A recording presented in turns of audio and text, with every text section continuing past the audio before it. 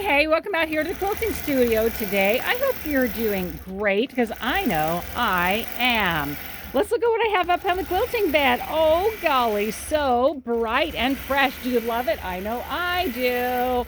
It's just bringing a spring to my day on this early sunny morning in Yuma, Arizona. Look what I have. Framed flowers, and we've got some birds here. So lots of fresh activities from nature. So bright. I mean, can it get any brighter? Woo, I testify to you, it cannot. This is Tony. She brought me several of these. I'll show you them as I start getting them done. She said, she kind of said, do what you want, but she had a basic idea. To be honest, I don't love when people leave things and say, oh, just do whatever you want, because I just go into a state of wondering, should it be this, should it be that? I just agonize over it. Which design exactly should I do? What color should I do? So she gave me some slight parameters, and I appreciated it a lot. It helped me make a decision. So I'm putting on here my new design. Is called Daisy Power, and I'm telling you, I have almost 3,000 designs, and this one is quickly becoming one of my favorites. It's new for me. I like it a lot. I ordered it in the summer, so I'm super happy with it. I had one that was my favorite, my Forever Flower, which I've used so much and enjoyed. It doesn't fit every quilt, but I've enjoyed it a lot. But this little one is just so cute. Look at those daisies. They're just sweet babies, little right there.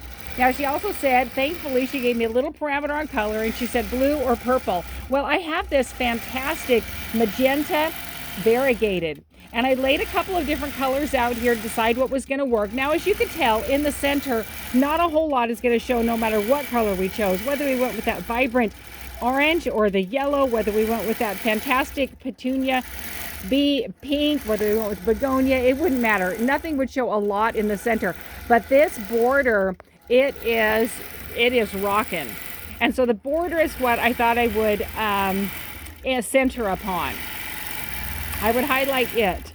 And so I felt like this variegated right here with the magenta variegated into the lavender would show these really great flowers in the border. Isn't that so much fun? So that's kind of where my focus is being with that border in this position.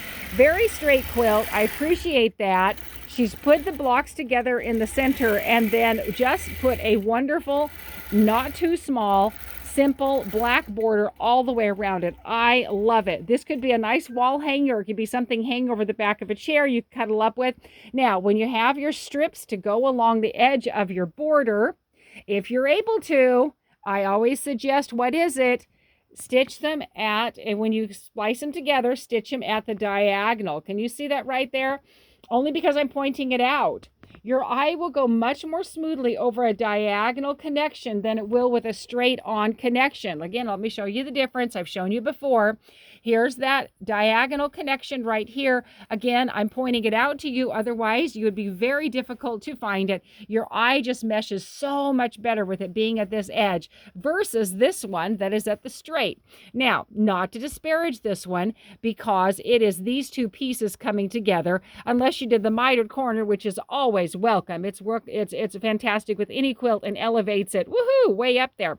But unless you're going to do that, you're always going to have this straight cut if you're doing a straight border. So that line will continue down into here, and artistically the eye will continue to just move down. That's not a problem to do it here. It makes sense. When you have just a chunk in the center, I'm telling you, your eye has a lot more trouble. It's much more frustrating when you have this straight edge and the eye moves more smoothly when it is at the diagonal. And I'll tell you, she even did that in these long strips right here. Look at that. She's got herself a long strip in the center, and even where she connected it, bam, there it is at that diagonal.